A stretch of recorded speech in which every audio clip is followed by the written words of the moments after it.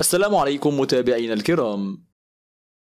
في مساحة لا تتجاوز 180 مترا مربعا تحوي الكعبة في داخلها أعمدة خشبية ثلاثة تحمل سقف الكعبة المشرفة، وهي من أقوى أنواع الأخشاب التي لا يعرف مثلها. وضعها الصحابي الجليل عبد الله بن الزبير، ويصل عمرها إلى أكثر من 1350 عاما، وهي بنية اللون تميل إلى السواد قليلا. ومحيط كل عمود منها 150 سنتيمترا تقريبا، وبقطر 44 سنتيمتر.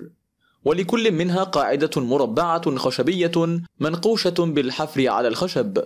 يوجد بين هذه الأعمدة الثلاث مداد معلق فيه بعض هدايا الكعبة المشرفة، يمتد على الأعمدة الثلاثة حامل يمتد طرفاه إلى داخل الجدارين الشمالي والجنوبي.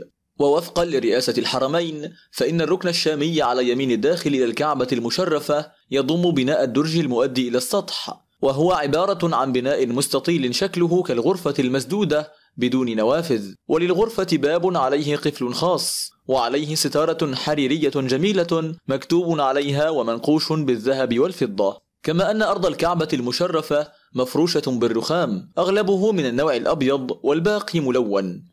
أما جدار الكعبة المشرفة من داخلها فمؤزر برخام ملون ومزركش بنقوش لطيفة.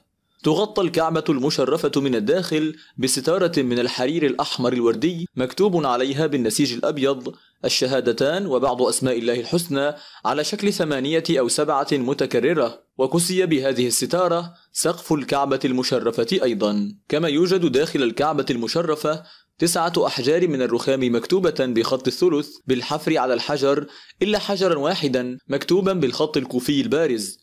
وحروف الكلمات على هذه اللوحة تتكون من قطع من الرخام الملون الثمين ملصقة بعضها إلى جانب بعض على قاعدة الخط الكوفي المربع.